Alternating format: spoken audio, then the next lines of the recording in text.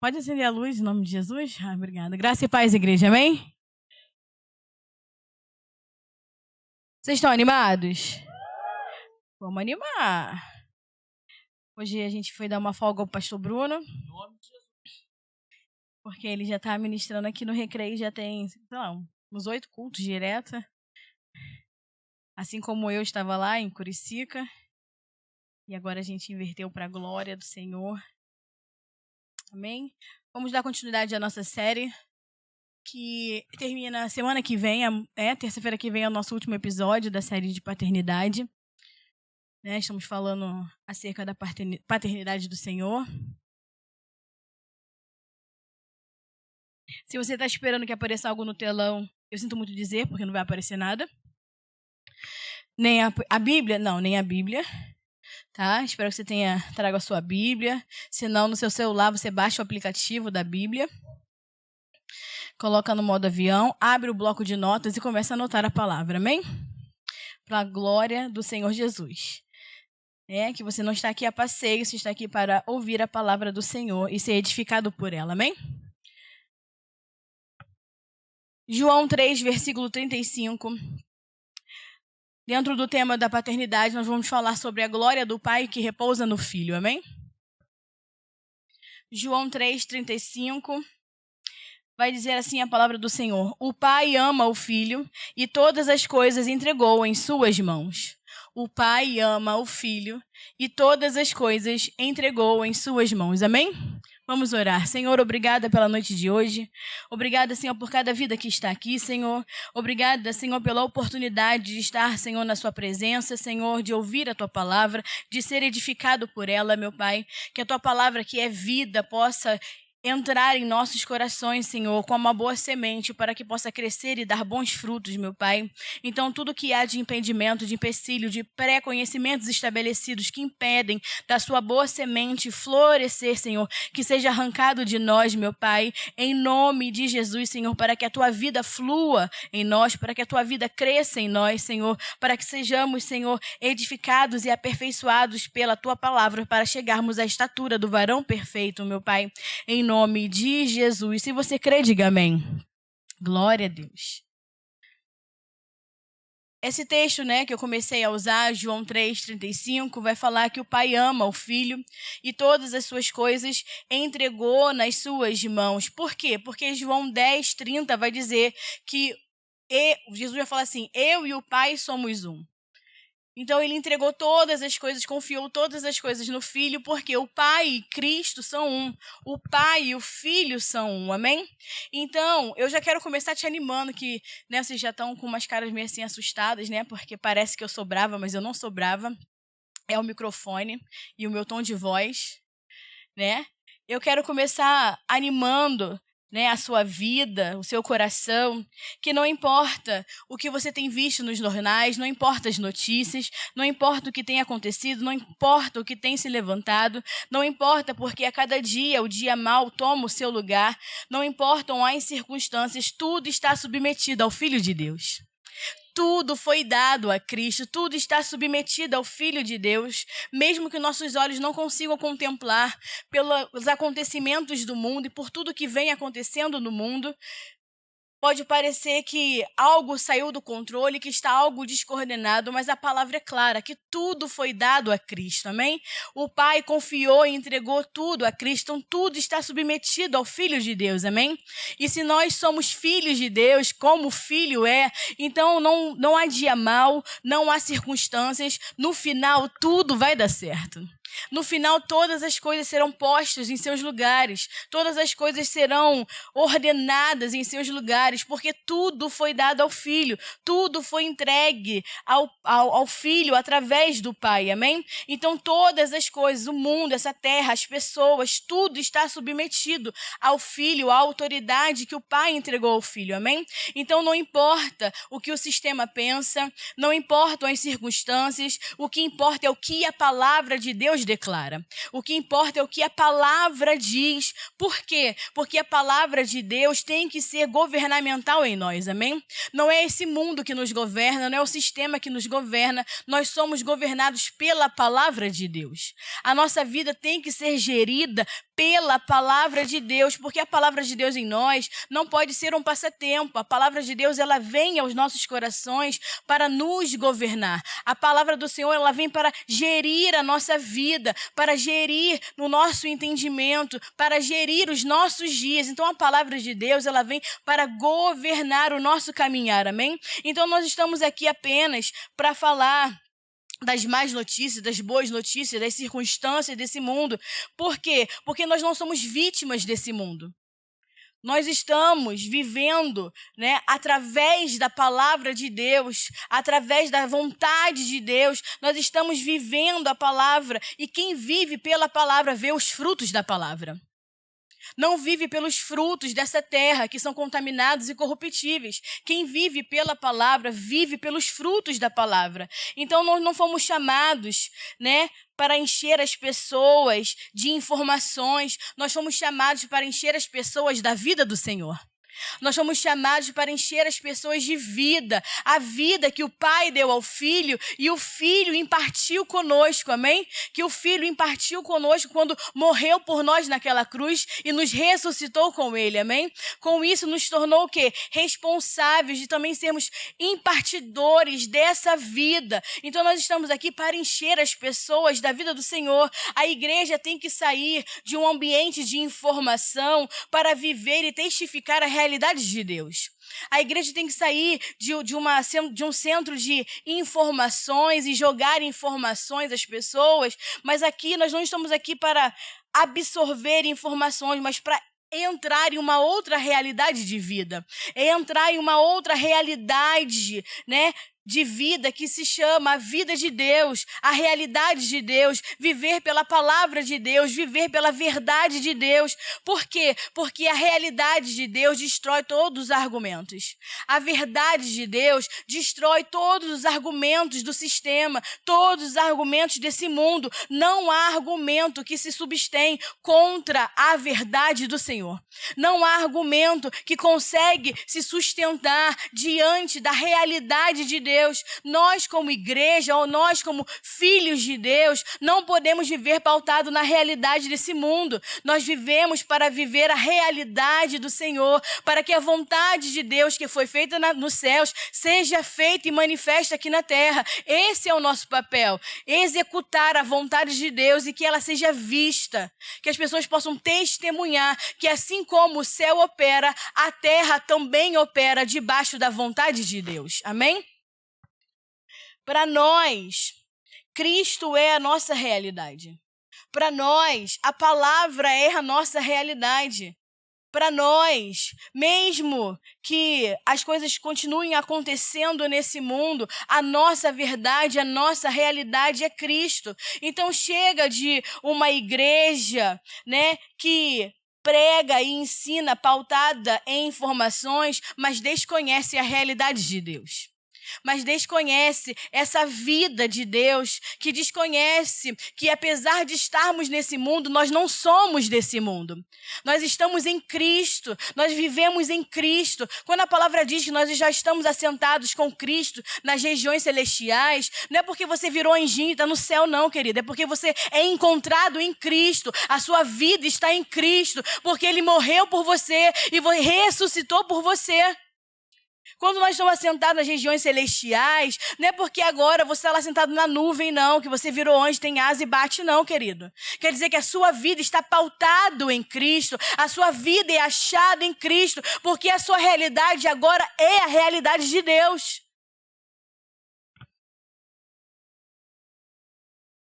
E para entendermos o assunto de paternidade, para entendermos essa confiabilidade no qual o pai entrega todas as coisas na mão do filho, no qual o filho e o pai são um, para entendermos essa realidade e não passar apenas de informação e não ser apenas, palavras jogadas ao vento, nós precisamos crer da maneira certa.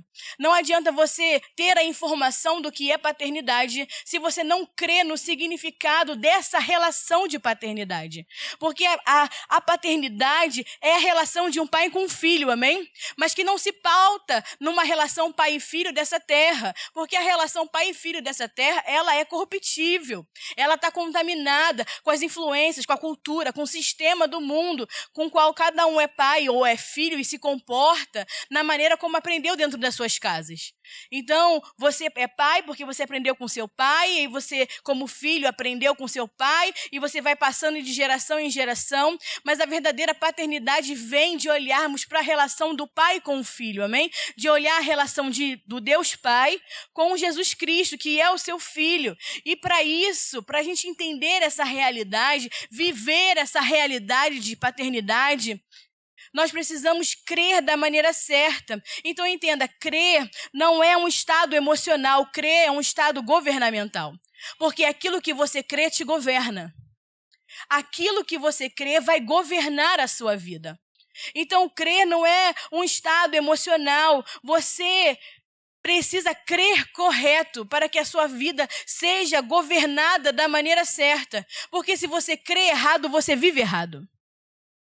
Por quê? Porque aquilo que você crê vai determinar a sua vida. Eu vou te dar um exemplo, né, que eu acabei de ver na internet, nas notícias, onde a justiça deu o aval para um hospital, eles não deram o nome do hospital, para que eles pudessem fazer uma transfusão de sangue num bebê recém-nascido. Porque o bebê, né, recém-nascido, nasceu com um problema, tentaram de todas as formas, né, eliminar, eu creio que seja algum tipo de infecção, tentaram tudo que era possível, não conseguiram um bom resultado e pediram para a família que a única maneira agora era uma transfusão de sangue, e a família negou, por conta da religião. A família negou que o bebê recém-nascido recebesse a transfusão de sangue para tentar salvar a vida do bebê por conta da religião. E a justiça teve que intervir, deu o aval, glória a Deus, para o hospital, para fazer a transfusão de sangue na vida do recém-nascido. O que significa isso, pastora? Significa que aquilo que você crê determina a sua vida. Aquilo que você crê vai governar a sua vida. E isso serve para refletirmos se nós estamos crendo apropriadamente. Se nós estamos crendo naquilo que realmente nasce no coração do Pai, naquilo que realmente importa, né, dentro do coração de Deus, na vontade de Deus, porque isso mostra que há poder naquilo que nós cremos. Essa família crê na religião de tal forma que a religião a cegou de tal forma que a religião se tornou mais importante do que a vida do próprio filho. Então, aquilo que nós cremos vai determinar como a nossa vida vai ser gerida e governada. Mostra o poder que há naquilo que você crê. E se você crê em algo errado, se você crê de forma errada, isso pode matar a sua vida. Isso pode determinar morte ou vida. Aquilo que você crê determina morte ou vida para você. Então, nós estamos aqui não para crer melhor, mas temos que crer da maneira exata. Temos que crer na maneira que o pai creu no filho e o filho creu no pai. A ponto do pai entregar tudo ao filho, confiar tudo ao filho. Temos que crer de uma forma exata, porque aquilo que cremos é aquilo que vamos desfrutar. Aquilo que cremos vai determinar a maneira que nós vamos viver.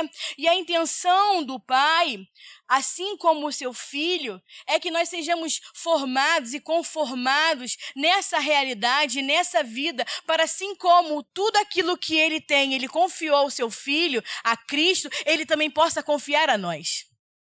Para que Ele também possa confiar à sua igreja. Vocês estão conseguindo entender? Diga amém. Glória a Deus. Efésios 1:19. Efésios. Não vai aparecer no telão. Efésios 1:19 vai dizer assim: o qual a suprema grandeza do seu poder para conosco, os que cremos, segundo a operação da força do seu poder, que ele exerceu em Cristo, ressuscitando-o dentre os mortos e fazendo-o assentar à sua direita nas regiões celestiais. O que isso quer dizer, pastora? Que nós temos que crer no poder que opera em Cristo. Temos que crer no poder que opera na vida de Cristo, porque o Pai o ressuscitou dos mortos, amém? O Pai exerceu um poder que o ressuscitou dos mortos. Então, há um poder na vida de ressurreição. Há um poder na vida de Cristo que hoje habita dentro de mim e dentro de você. E nós temos que crer nesse poder. Por quê? Porque ser cheio do poder de Deus não é sobre orar em línguas, não é sobre rodopiar, não é sobre cair para lá, para cair para cá, não é sobre você ficar, surtando da ideia. O poder do crer nos dá acesso ao renunciar e viver uma vida de transformação.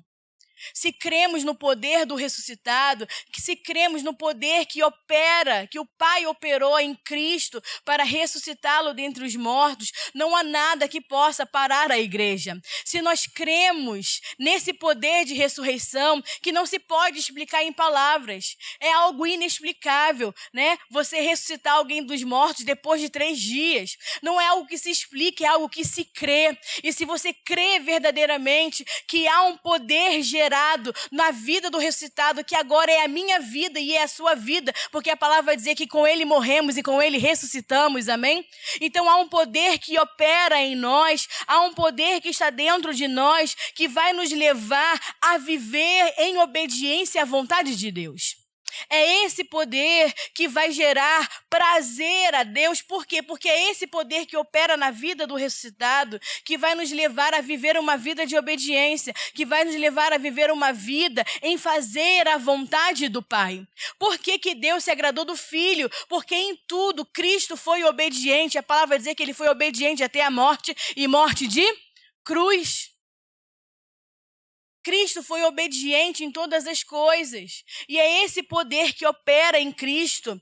É esse poder que eu creio, que eu preciso crer que opera dentro de mim, que vai fazer com que eu consiga movimentar e mover a minha vida em fazer também a vontade do Pai, assim como Cristo fez a vontade do Pai em todas as coisas.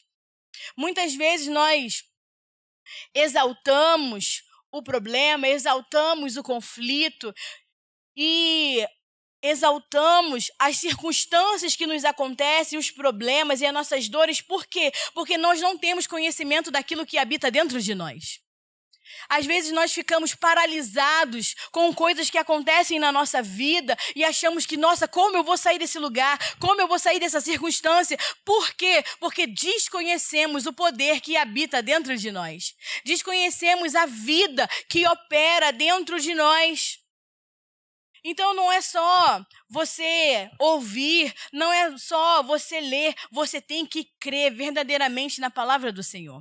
Você tem que crer no poder que opera nessa vida, que opera do Pai para o Filho, do Filho para o Pai. Como nós sempre falamos e sempre oramos, e nós oramos que se levante uma geração que viva a realidade de Deus, que viva a verdade de Deus em propriedade. O que significa isso, pastora? Viver a vida de Deus em propriedade. É você falar como Pedro falou, não tenho ouro nem prata, mas o que eu tenho te dou, levanta e anda.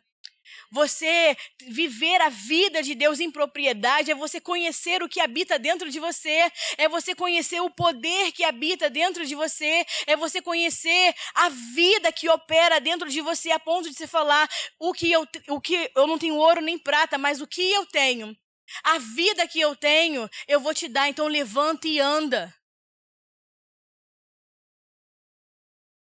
É a vida que coloca de pé o paralítico, é a vida que coloca de pé uma família, é a vida que restaura vidas, é a vida que liberta um drogado, é a vida que restaura casamentos. É essa vida que opera em nós. E nós temos que viver debaixo da vida que opera dentro de nós, dessa vida que habita dentro de nós. Por quê? Senão nós vamos viver como paralítico, mendigando, de milagre em milagre, de ajuda em ajuda, de esmola em esmola. Por quê? Porque desconhece a vida que está dentro de nós. Porque uma geração que sabe o que tem, uma geração que crê naquilo que tem, uma geração que crê naquilo que habita, que é o poder do Cristo ressuscitado, para de viver como um paralítico, para de viver como um mendigo e passa a viver como um rei nessa terra. Porque a palavra vai dizer que ele é rei de reis. E se você viver como rei nessa terra, não é sobre ter coisas, é sobre entender e operar pela vida que habita dentro de você. Porque tem muita gente milionária que vive como um mendigo espiritual. Então não é sobre o dinheiro que você tem, é sobre a vida que você porta. Não tem teclado hoje? Aí o negócio fica mais sério quando o teclado dá uma quebrada, né? Não dá uma amaciada no povo, o teclado dá uma amaciada no povo, o povo fica meio tenso. Isso é pastor Bruno, querendo me garfar. Com certeza. Isso aí é pastor Bruno querendo me garfar, gente. E esse poder da ressurreição, o poder do Pai que opera sobre o Filho, que opera hoje dentro de nós, é algo real, é algo palpável, porque é o Cristo vivo que transforma a minha vida diariamente. É o Cristo vivo que vai transformando o meu pensar, vai transformando o meu coração, vai transformando o meu sentir. É a vida de Cristo que vai transformando famílias, que vai transformando a minha casa, que vai transformando o meu casamento, que vai transformando a minha relação com o meu filho. É essa vida que vai operando, que vai transformar gerações, que vai transformar nações. É essa vida operante, porque essa vida tem o poder de nos levar a viver no centro da vontade de Deus. É essa vida que tem o poder de nos levar à obediência. Nós não somos vítimas, como eu falei, de nada. Nós temos que saber quem nós somos. Nós temos que ter firme a nossa identidade. Nós temos que saber quem nós somos. E eu só sei quem eu sou quando eu entendo aquilo que tem dentro de mim. Nós não somos vítimas da morte. Nós não somos vítimas de circunstâncias. Quando eu entendo a vida que eu tenho, nós não somos, como Paulo diz, para mim viver é Cristo e morrer é lucro. Por que Paulo vai falar que para mim viver é Cristo? Porque não há outra vida fora de Cristo. O viver para ele é Cristo. Cristo é a vida que nós precisamos para fazer a vontade do Pai. Cristo é a vida que foi posta na cruz, que se entregou na cruz por nós. Para quê? Só para nos salvar da condenação do inferno? Não. Para que essa vida, o poder que há nessa vida, possa operar dentro da sua igreja, para que possamos, assim como ele, fazer a vontade do Pai. E quando fazemos a vontade do Pai, o Pai é glorificado, o Pai sente prazer em nós. O Pai não sente prazer em nós se você fala bonito, se você se veste bem. O Pai sente prazer em nós quando ele vê que está sendo feita a sua vontade.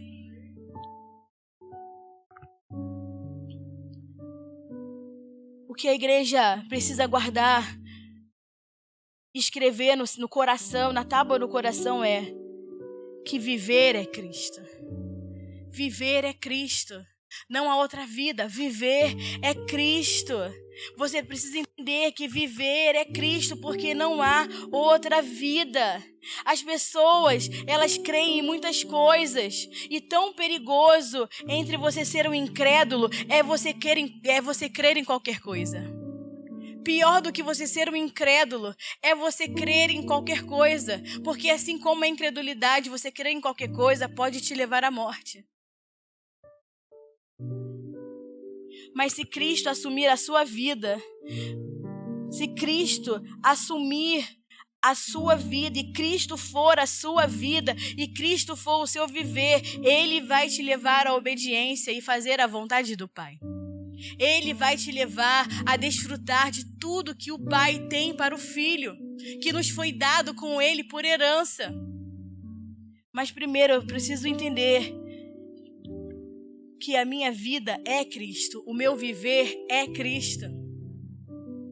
Assim como o viver de Jesus era Cristo, porque a palavra vai dizer que ele vai dizer assim: eu não vim para fazer a minha vontade, mas a vontade do meu Pai. Porque o viver de Jesus não era viver e desfrutar a vida dele aqui na terra. Ele não veio, vou dar um passeio aqui na terra, né? Ver outros ares, ver um movimento diferente. Tô cansado de ver tudo anjo, tudo igual, tudo espírito.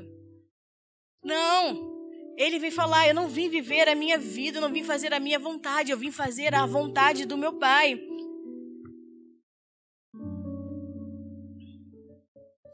E o sistema, a religião, tem manipulado multidões e usado o crer delas de forma que elas sejam aprisionadas, de forma que elas fiquem presas para viver a própria vida, e elas achando que têm vida estão mortas.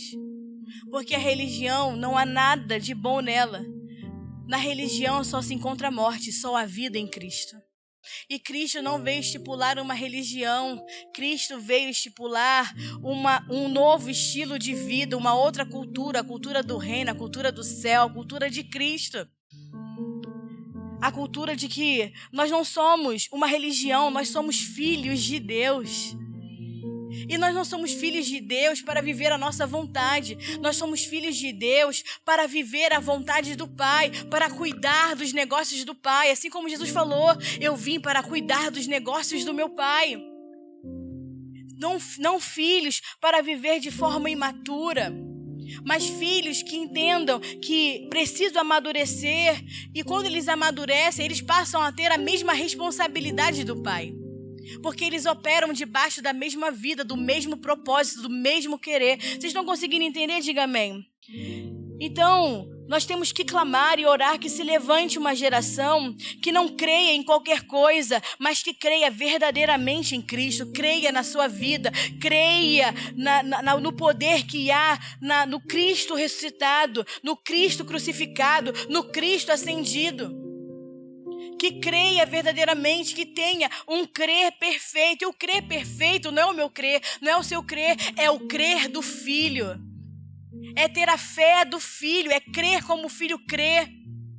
Não há um crer, o meu crer é melhor, o do fulano é melhor. Não, o único crer perfeito é o crer do Filho de Deus. É o que a palavra vai dizer, o que o pastor Bruno ministrou esse domingo, ele começou a falar esse domingo no culto em Curicica, vai continuar falando no próximo domingo sobre fé. É a fé do Filho de Deus, esse é o crer correto.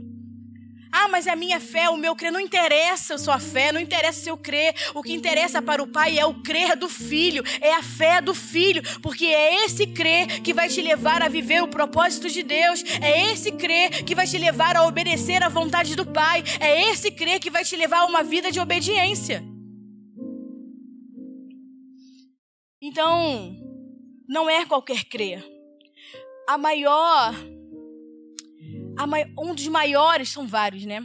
Um dos maiores enganos que o diabo introduziu no mundo foi dizer que você pode crer em qualquer coisa porque todos os caminhos levam a Deus. Não, não leva. Porque a palavra vai dizer: eu sou o caminho, eu sou a verdade e eu sou a vida. Ninguém vai ao Pai se não for por mim. Jesus vai dizer: eu sou o caminho, eu sou a verdade, eu sou a vida. Ninguém pode chegar ao Pai se não for por mim. E o maior engano do diabo é dizer que tá tudo bem você crer naquilo que você quiser. Tá tudo bem porque tudo vai te levar a Deus. E não vai. Somente Cristo pode te levar ao Pai.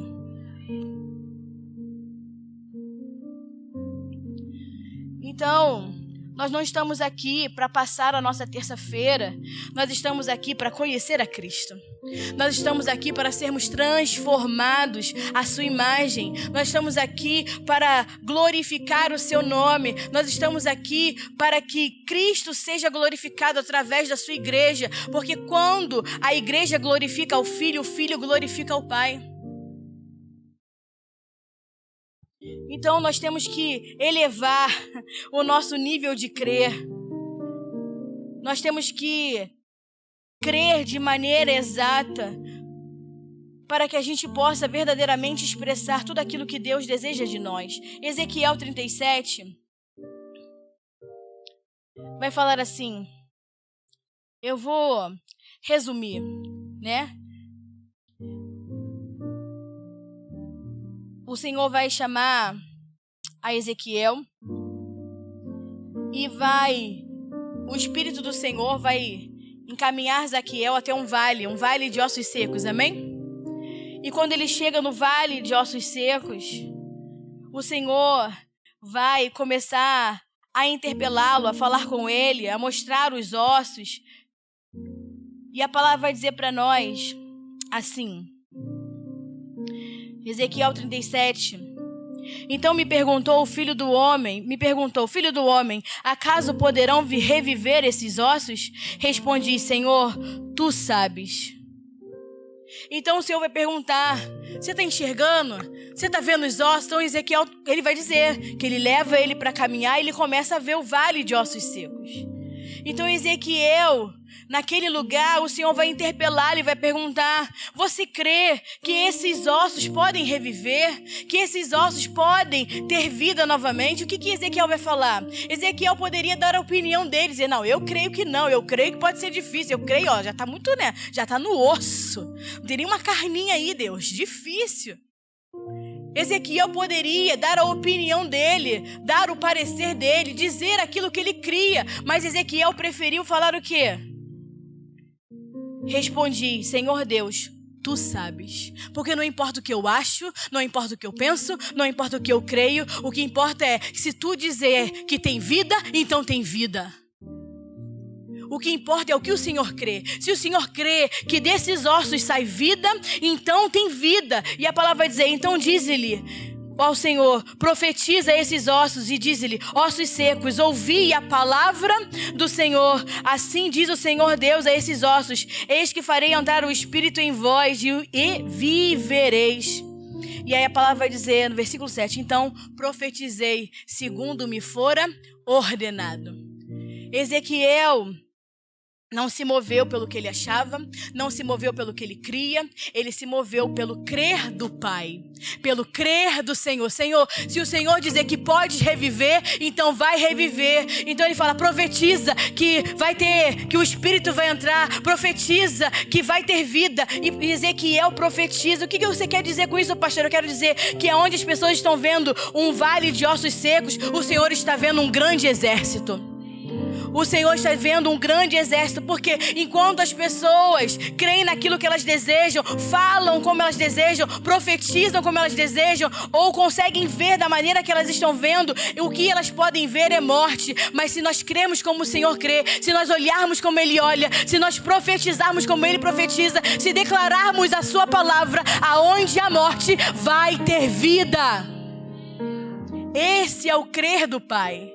Esse é o crer do Pai, que é o crer de Cristo, que é o crer que tem que operar dentro de nós. O que a igreja precisa, o que o Brasil precisa, são de pessoas que vejam o que o Senhor vê, que fale aquilo que sai do coração de Deus, que profetize como Deus profetiza, que creia como o Senhor crê. Deus nos chamou para ver o que Ele vê e falar o que Ele fala. Esse é o nosso crer. É ver o que o Pai vê. É falar o que o Pai fala. Pastor, e as minhas opiniões não servem para nada? Absolutamente nada. Se você quer vida, a sua opinião não serve para nada.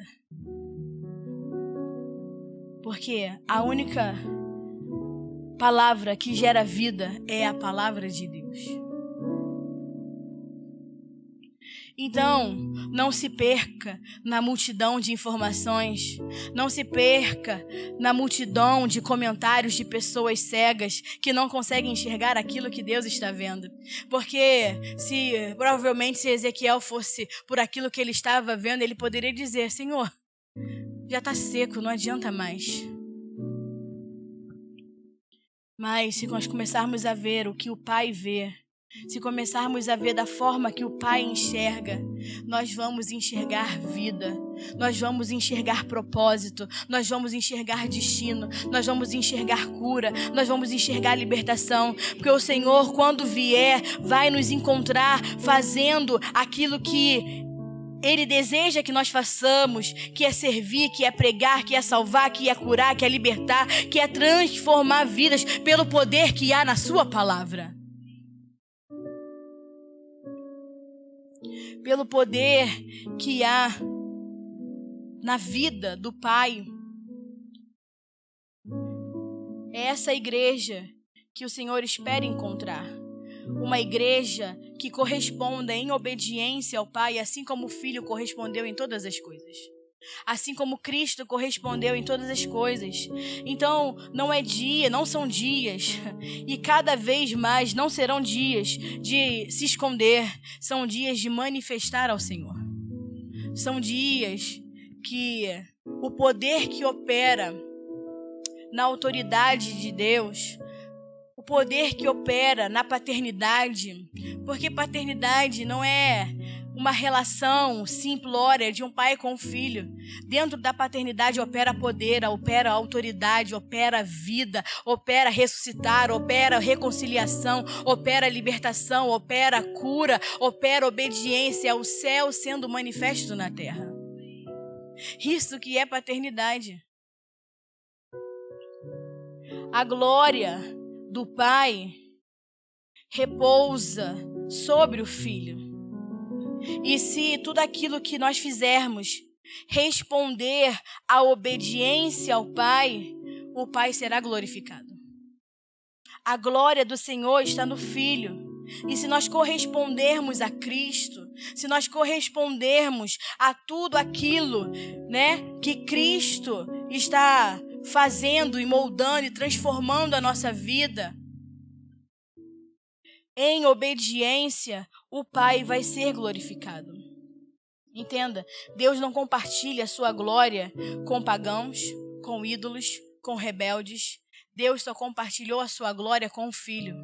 E se nós formos achados no Filho, a glória do Senhor repousará sobre nós. O Senhor não compartilha a sua glória com ninguém, mas tudo Ele deu ao Filho. Tudo Ele entregou ao Filho. E se nós formos achados conforme o Filho, se nós formos achados no Filho, a glória do Senhor repousará sobre nós também. Hebreus 1, eu vou ler para vocês.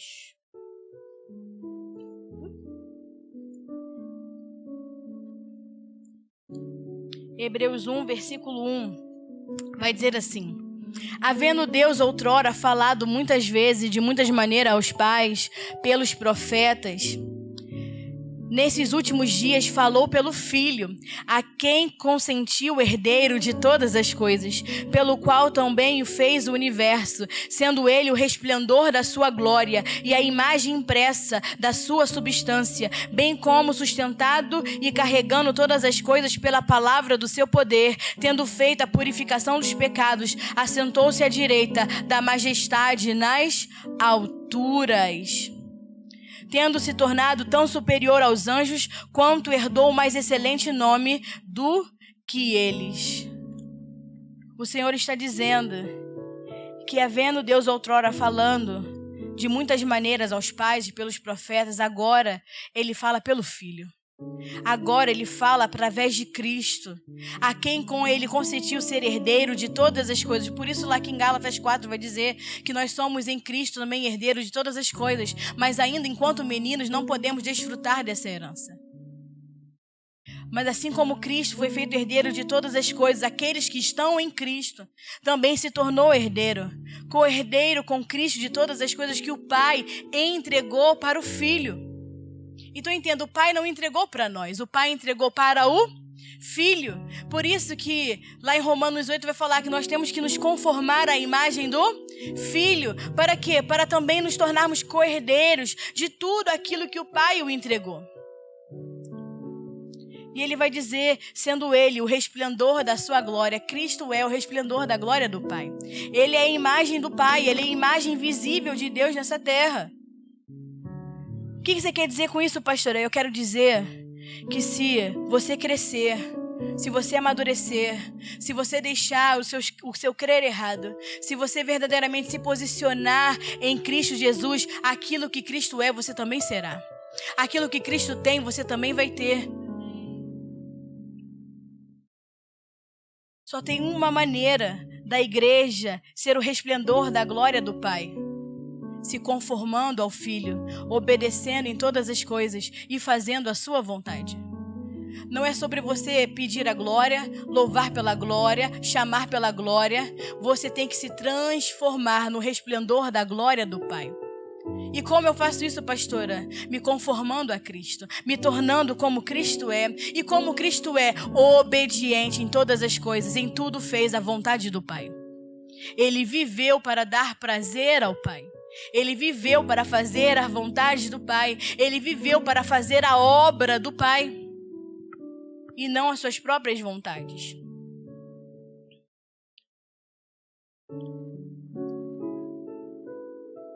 O Filho, ele é portador de toda a plenitude e divindade de Deus. Está lá em Colossenses 2:9, se você quiser anotar.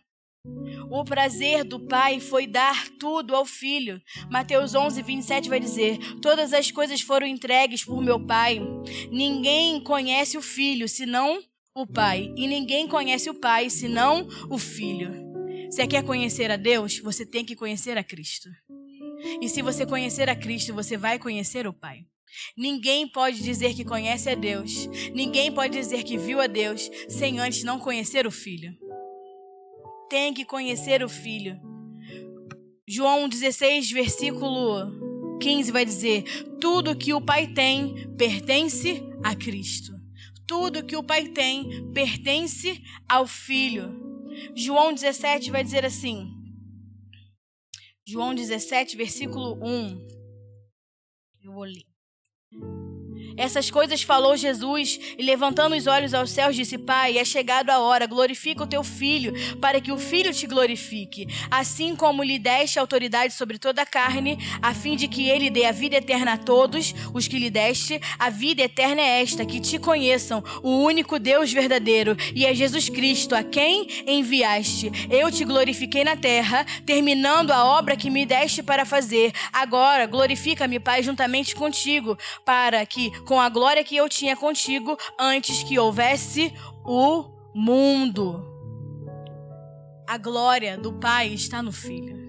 E a glória do Filho é vista porque ele cumpriu toda a vontade do Pai. Ele falou assim: eu te glorifiquei na terra, terminando a obra que me deste para fazer. Isso é uma verdadeira relação de pai e filho. Uma relação onde não há competição, mas onde há compartilhamento de vida. Uma verdadeira relação de pai e filho, não há competição, há impartição, há compartilhamento de vida, porque esse é o reino de Deus na terra. O reino de Deus não se compete, o reino de Deus se compartilha.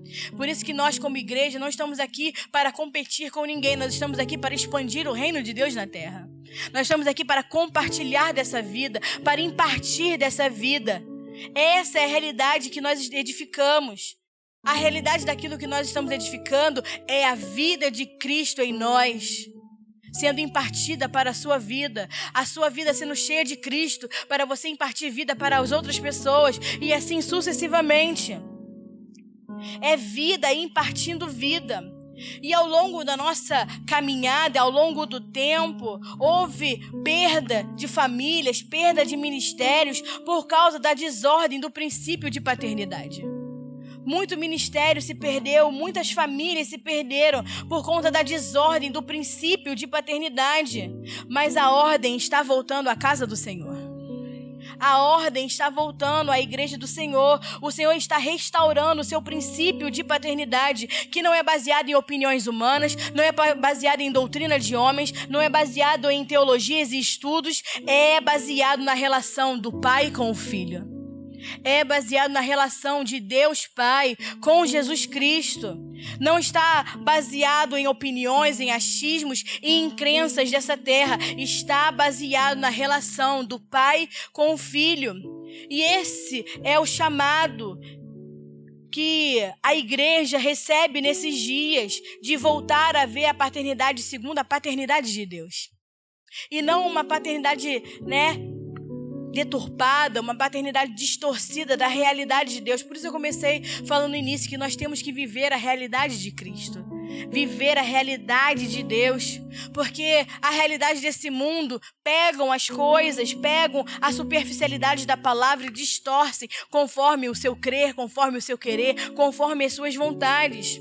E Deus está restaurando, né, o sentido de paternidade segundo a paternidade de Deus, que foi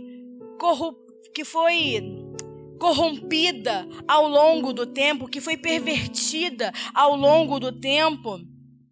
Nas últimas décadas, se você procurar, você vai ver muitas pregações acerca de paternidade. E essa palavra paternidade tomou força e alavancou muitas igrejas. Mas assim como tudo que pertence a esse mundo, a tudo aquilo que pertence a esse reino, paternidade depende da natureza que a exerce. Então vai depender da natureza que você porta. A natureza que você tem, se é a vida de Deus ou se é a sua própria vida, vai dizer que tipo de paternidade você tem vivido. Porque a informação todos podem ter, mas a vida só se Cristo impartir, só se Cristo compartilhar. Então, a paternidade depende da natureza que está sendo exercida, porque quando a carne usa os princípios de paternidade, os princípios eles são corretos, mas a natureza que as usa é inadequada. Quando a carne, o carnal que discerne apenas as coisas carnais, que a palavra vai dizer, o que é carne, o que é nascido da carne é carne, mas o que nasce do Espírito é Espírito. Mas se o carnal pega o princípio da palavra autoridade, e o princípio está correto, mas a natureza está errada, usa o princípio de maneira inadequada. Usa a forma de maneira inadequada. E pior de tudo, são princípios verdadeiros em bocas de carnais. Porque os princípios verdadeiros na boca de um homem carnal, ele vai utilizar os princípios de Deus para os seus próprios interesses. O homem carnal deturpa a palavra, deturpa os princípios de Deus para usá-los conforme os seus próprios interesses. Isso pode assustar alguns, mas essa é a realidade que nós vemos hoje. Princípios do Senhor sendo distorcidos e adequados ao estilo de vida de cada um, como cada um deseja. Cada um vivendo o seu estilo de vida, deturpando conceitos, princípios, dizendo o que Deus é, o que Jesus é, o que Deus pode, o que Deus faz, o que Deus não faz, mas não conhece a vida, não tem a vida, não vive a realidade de Deus. Quer pegar os princípios de Deus para viver a realidade desse mundo. Isso a gente não vê só fora da igreja, a gente vê isso dentro da igreja. Isso não é só algo que nós vemos fora do ambiente igreja, isso é visto dentro do ambiente igreja. Carnais, fazendo uso de princípios espirituais, princípios de Deus, princípios verdadeiros, pervertendo as escrituras, porque são cheios de interesses pessoais.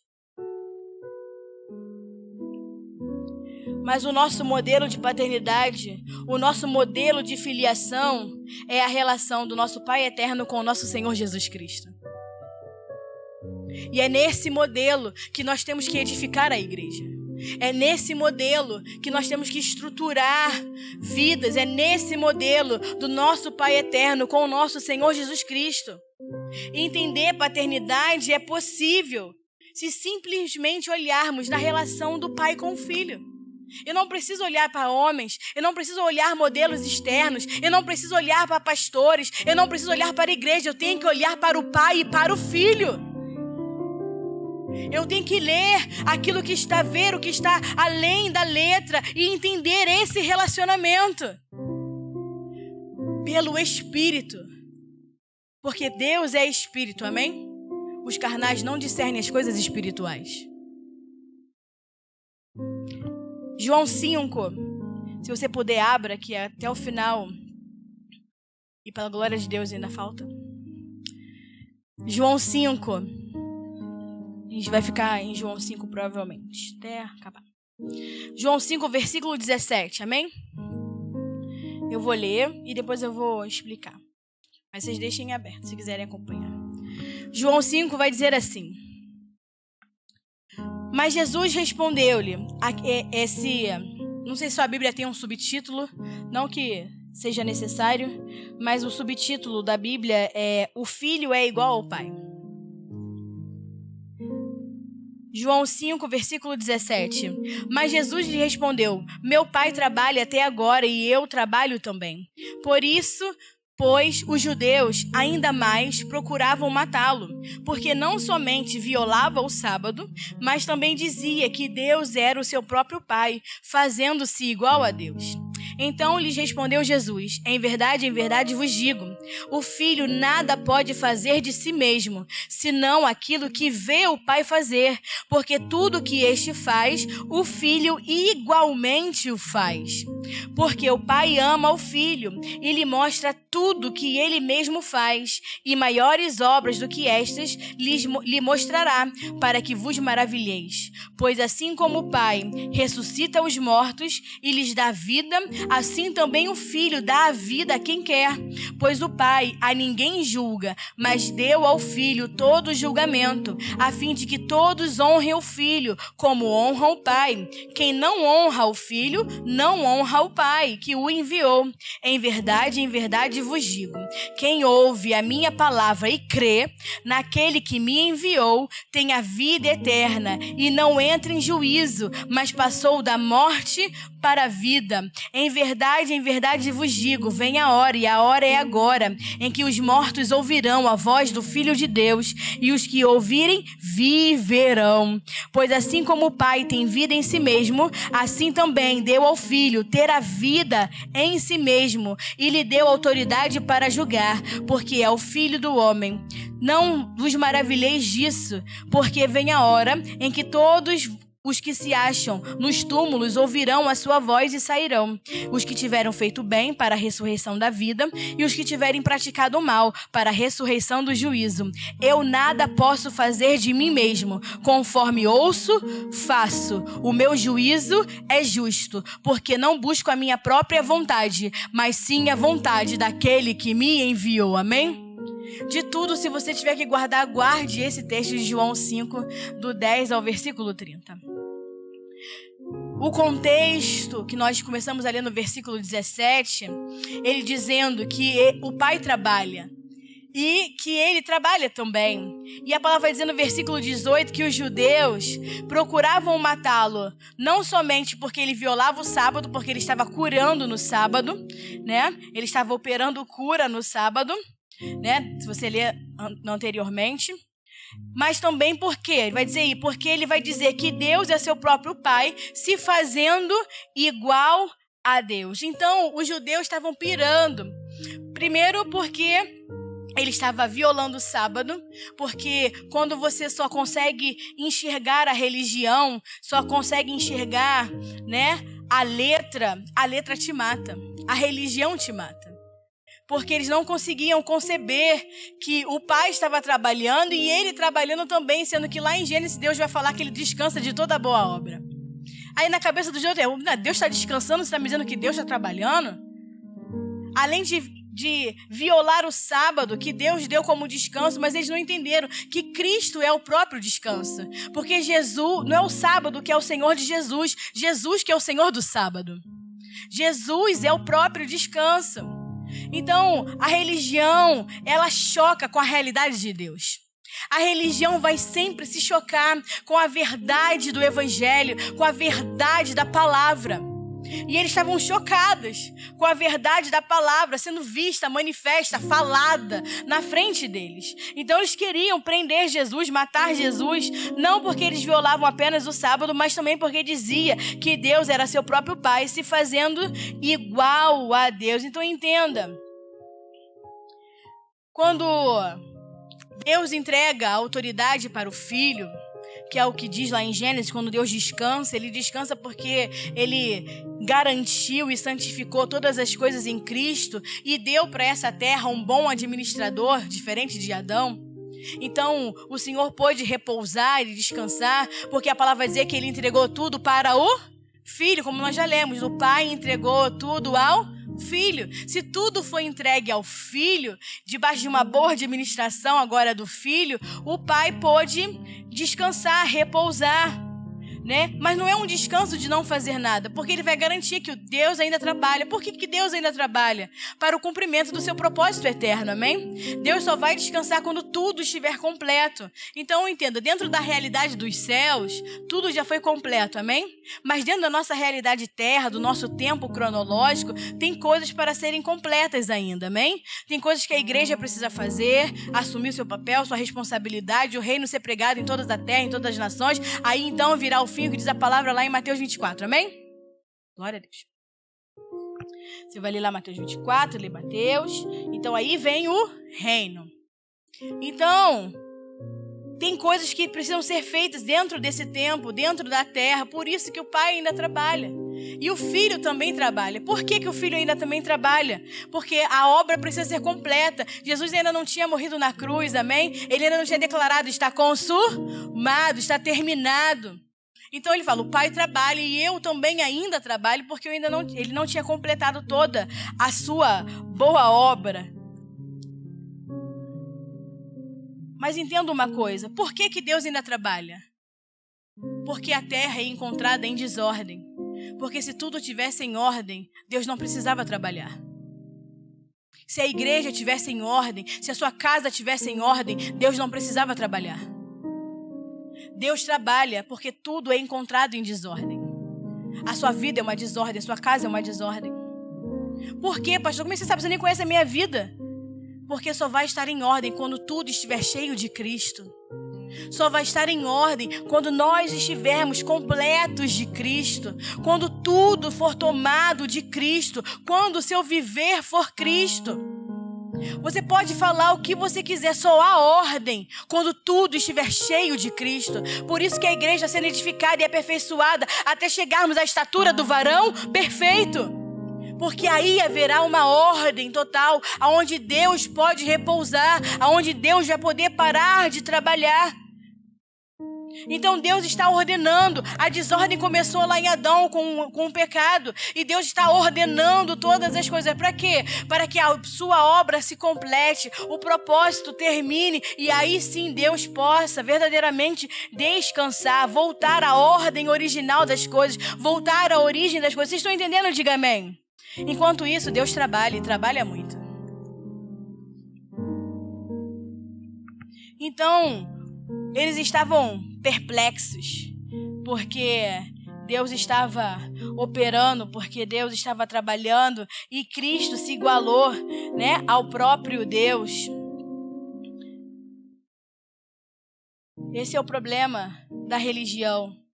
Não consegue enxergar além de si mesmo. É igual Pedro, lá em Atos 10, quando Pedro tem que ir à casa de Cornélio para poder ministrar na vida de Cornélio, da sua família. Deus dá uma visão a Pedro, que desce um lençol. Todo mundo conhece esse texto, também é um texto conhecido.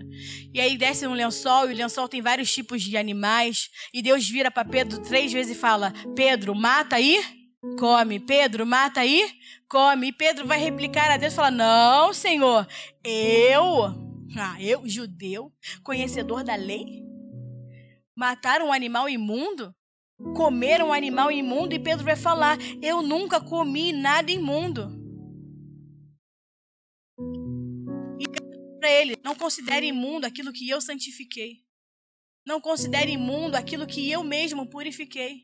E Pedro insistiu em dizer, não, Senhor, na minha boca nunca vai entrar um animal imundo. Durante 3 vezes. E Jesus levanta o lençol e desiste de Pedro naquele momento.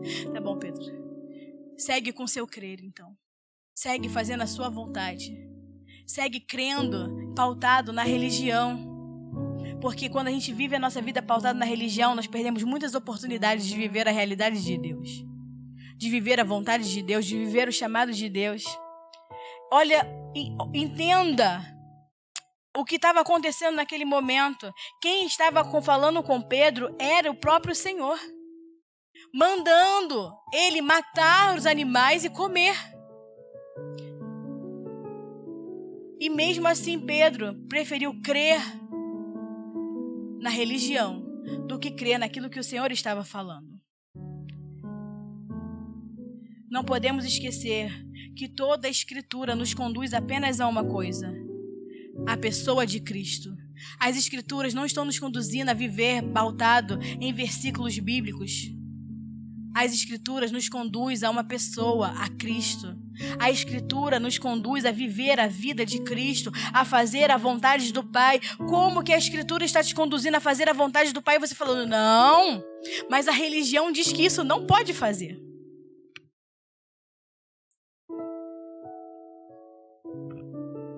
Quando um versículo bíblico te impede de ver a Deus, isso se chama religiosidade. Isso se chama legalismo. E não há vida nisso. Entenda, os versículos nos ajudam, mas não pode nos cegar daquilo que Deus está falando.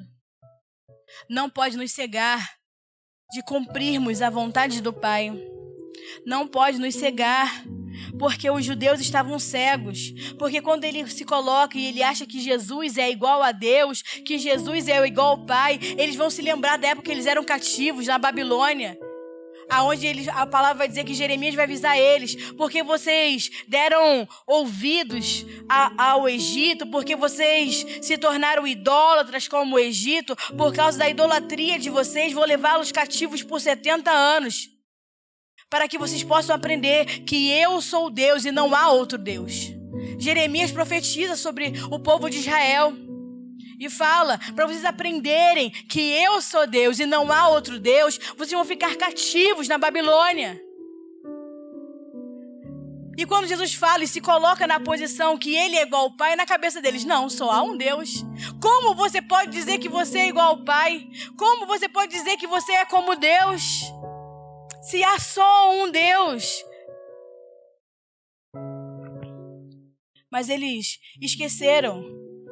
Faltaram o culto que diz lá em Gênesis, façamos o homem a nossa imagem e semelhança. Não está dizendo, eu, Deus, faço o homem. Está dizendo, façamos o homem. Quando ele vai lá em Gênesis e fala e desce para ver a construção da Babilônia e fala, desçamos e confundamos a língua do povo. Eles faltaram o culto do façamos, de que há um Deus Pai, mas há um Deus Filho, há um Deus Espírito Santo. Há uma unidade perfeita. Eles esqueceram que o um não é uma pessoa. O um é uma pluralidade de vida. É o Deus Pai, é o Deus Filho, é o Deus Espírito. É um Deus que ele se manifesta como Pai, se manifesta como Filho. Ele é Espírito. É um Deus, mas ele tem funções diferentes. Vocês estão conseguindo alcançar? Diga amém. Porque o um de Deus fala de um plural, de uma pluralidade, mas as sombras te impedem de ver. A sombra, a religiosidade, a letra te impede de ver a verdade. Então, o que eles estavam fazendo? Eles estavam acostumados à religiosidade, se acostumado com o velho, com as sombras, que não conseguiram olhar para a luz, porque se esqueceram que para ter sombra tem que ter luz. Para a sombra ser gerada, tem que ter uma luz incidente, gerando sombra. Só que ao invés de eles olharem para a luz, eles ficaram presos na sombra. Ficaram presos à religião e não enxergaram a luz na frente deles. Não enxergaram a luz, não conseguiram desviar os seus olhos da sombra e ver a luz. A luz resplandeceu sobre eles, a luz falava com eles, a luz estava dizendo, eu sou.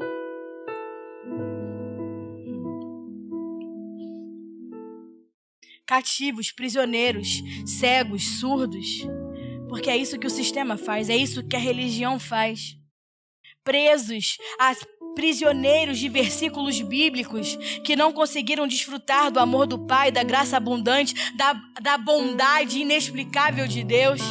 Não consegue desfrutar da vida, não consegue desfrutar da justiça de Deus, não consegue desfrutar da santidade do Senhor, não consegue desfrutar da vida eterna de Deus. Por quê? Porque estão presos. E isso não se trata dos judeus, isso se trata hoje de uma igreja idólatra, de uma igreja religiosa, de uma igreja sistemática que olha para as sombras e se esqueceu de olhar para a luz.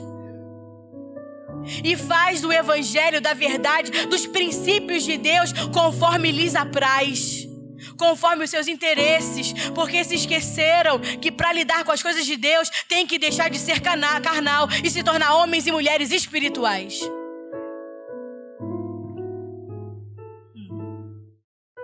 Se esqueceram que toda a Escritura tem que me levar a conhecer a pessoa de Jesus Cristo. Prisioneiros e cativos. E aí João vai dizer, versículo 19, o filho nada pode fazer de si mesmo, senão aquilo que vê o pai fazer. O filho não pode fazer nada de si mesmo, a não ser o que vê o pai fazer, porque tudo que este faz, o filho igualmente faz. O que é uma relação de paternidade? Não há competição, há igualdade. Tudo que o filho vê o pai fazendo, ele igualmente faz. Ele não inventa uma coisa nova, ele não faz uma coisa diferente. Eu vou inovar agora. Não, igualmente faz, igual o pai. A igreja não tem que inventar nada, ela tem que fazer igualmente o pai. Tudo aquilo que o pai faz, igualmente o filho faz. Se você é filho de Deus, então tudo que você tem que fazer tem que ser igualmente o pai. Creio que não é muito difícil entender o português. Igualmente o faz. O filho nada pode fazer de si mesmo. Isso quer dizer que nada nasce da minha vontade. Do meu coração, do meu achismo.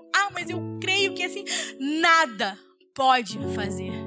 O filho nada pode fazer de si mesmo, a não ser aquilo que vê o pai fazer. E o que o pai faz, ele igualmente faz. Vocês estão entendendo? Diga amém. Os religiosos piram. Se você está pirando, é porque ainda há o religioso dentro de você. Mas tu vai ser liberto em nome de Jesus Cristo, amém. Jesus vai se mostrar que ele é igual ao Pai, igual em poder ao Pai. Ele é igual em poder, ele é igual em atitudes, ele é igual ao Pai. Versículo 20 vai dizer assim: porque o Pai ama o Filho e lhe mostra tudo o que ele mesmo faz, e maiores obras do que estas lhe mostrará, para que vos maravilheis. Então o Pai mostra ao Filho todas as coisas, tudo o que ele faz. Para quê? Para que eles sejam iguais em conhecimento, para que eles possam fazer as mesmas coisas, para que o conhecer do Pai seja o mesmo conhecer do Filho. Versículo 21, pois assim como o Pai ressuscita os mortos, lhe dá vida, assim também o Filho dá vida a quem quer. Então eles são iguais na capacidade de dar vida aos mortos. Eles têm a mesma capacidade de trazer vida a quem está morto. Versículo 22, pois o Pai a ninguém julga, mas deu ao Filho o julgamento de todas as coisas. Então eles são iguais em autoridade para julgar. Porque ele vai repetir a mesma coisa no versículo 27. Tanto o versículo 22 como o 27, ele vai dizer que ele deu ao Filho a autoridade de julgar. Ele tem autoridade, o Pai? Tem. A mesma autoridade que ele tem de julgar, mas ele deu ao Filho, para que o Filho pudesse julgar. Versículo 23 vai dizer, a fim de que todos honrem o Filho, assim como honram o Pai. Porque quem não honra um Filho, também não honra o Pai. Então eles são iguais em honra. Para quê? Para que eles sejam iguais em honra, não haja diferença. Aquele que honra o Pai, honra o Filho. Quem honra o Filho, honra o Pai. Versículo 24. Em verdade vos digo, quem ouve a minha palavra e crê naquele que me enviou, tem a vida eterna. Então eles são iguais em poder para impartir vida eterna. Assim como o Pai dá a vida eterna, o Filho também pode dar a vida eterna. Versículo 26. Pois assim como o Pai tem a vida em si mesmo, também deu ao Filho ter vida em si mesmo. Então eles são iguais em possuir vida e ter vida em si mesmo. O que você quer dizer com isso, pastor? Eu quero dizer que o Pai e o Filho são iguais. Eles têm funções diferentes, mas têm a mesma natureza, operam debaixo da mesma substância, operam debaixo da mesma realidade, operam debaixo da mesma substância. Eles são iguais, por quê? Porque não é uma competição. O pai não compete com o filho não compete com o pai. Isso é coisa de gente imatura. A igreja imatura não compete, ela compartilha responsabilidades. É isso que o pai está fazendo. O relacionamento da paternidade espiritual não é uma competição, não é você receber ordens, é você igualmente ser responsável por tudo aquilo que o pai é responsável. É você operar como o pai opera, mesmo cada um tendo o seu lugar de funções diferentes, porque um é pai, outro é filho. Mas eles operam debaixo da mesma natureza, uma natureza que tem vida, uma natureza que tem honra, uma natureza que dá a vida eterna, uma natureza que ressuscita mortos. A mesma natureza, operam debaixo da mesma natureza. Pastor, o que você quer dizer? Eu quero dizer que uma igreja que vive a vontade do Pai e faz o que o Pai faz, também vai manifestar a mesma natureza do Pai. Vai dar vida a quem está morto. Tem capacidade de dar a vida, tem capacidade de ter vida em si mesmo, porque a vida do Senhor cresce em nós. Tem a capacidade de transformar. Porque a mesma vida que opera no Pai, opera no Filho, opera dentro da sua igreja. Porque assim como o Pai e o Filho são um, o Filho e a sua igreja são um. Porque a glória do Pai foi compartilhar tudo com o Filho. E o Filho compartilhou tudo com a sua igreja. Esse é o princípio de paternidade espiritual. Compartilhar tudo com o Filho. Porque o Pai e o Filho são um. E o Filho e a igreja são um. Porque Ele é o cabeça, nós somos o corpo. Não pode ter diferença. A igreja, que é o corpo, não pode operar de forma diferente que o cabeça opera. O corpo só pode operar da forma que o cabeça deseja.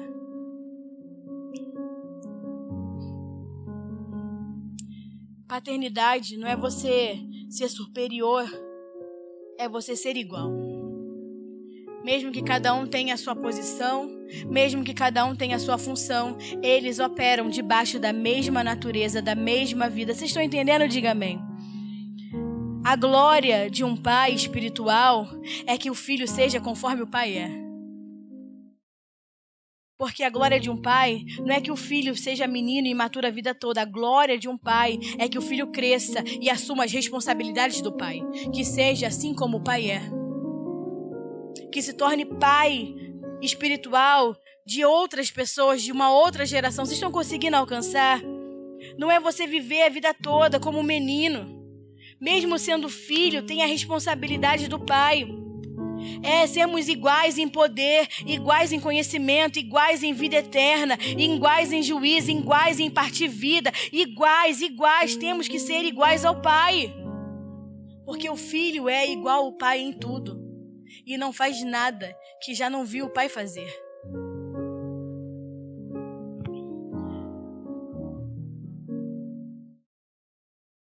Por quê, pastora? Porque nós somos companheiros de um mesmo propósito. Temos que ser companheiros de um mesmo propósito. O filho maduro precisa assumir a responsabilidade do pai. E eu quero orar. Quero levantar um clamor, uma oração, para que a gente possa verdadeiramente entender o que é viver debaixo de um princípio de paternidade saudável. Porque um princípio de paternidade saudável não é o que se move por ordenanças, mas é o que se move por vida. É o que se move pela vontade do Pai. Por quê? Porque creu da maneira certa. Porque quando eu creio, assim como Cristo crê, se eu tenho a vida do Filho em mim, eu não preciso que me digam o que eu tenho que fazer, eu já sei o que eu tenho que fazer. Eu não preciso que me digam que eu tenho que impartir vida. Eu não preciso que me digam que eu tenho que levar vida aos outros. Eu não tenho que me digam que eu tenho que orar por cura. Eu não tenho que me digam que eu tenho que evangelizar, que eu tenho que levar uma palavra de salvação, que eu tenho que levar uma palavra de libertação. Eu não preciso que me digam essas coisas. Por quê? Porque eu já sei, porque eu tenho a vida dentro de mim. Porque eu já entendi que essa relação de paternidade me move em viver uma vida de obediência. Por quê? Porque eu sei tudo aquilo que o Pai faz e eu faço aquilo que o Pai faz. Porque eu entendi que eu não estou aqui para fazer o que eu quero, eu não estou aqui para viver a minha vontade, eu não estou aqui para viver os meus desejos, eu estou aqui para fazer o que o Pai faz. O que o Pai faz, igualmente eu faço. O que o Pai faz, igualmente eu faço. E eu já entendi que nada eu faço de mim mesmo, mas eu sou movido pelo Espírito de Deus, pela vida que habita dentro de mim. Por quê? Porque eu também sou responsável para que se conclua a obra do Pai, o propósito eterno de Deus. Você não nasceu para viver a sua vida, você nasceu para viver a vida do Pai. Você nasceu para cumprir o propósito do Pai. Você nasceu para conhecer ao Filho, para conhecer ao Pai, para fazer igual a Deus. Para que as pessoas olhem para você e elas podem até se indignar. Como você pode dizer que você é como Deus? Mas os frutos vão falar por você. Elas vão ficar indignadas porque são presas a religiões e sombras que não as permitem ver a luz, mas os frutos vão falar.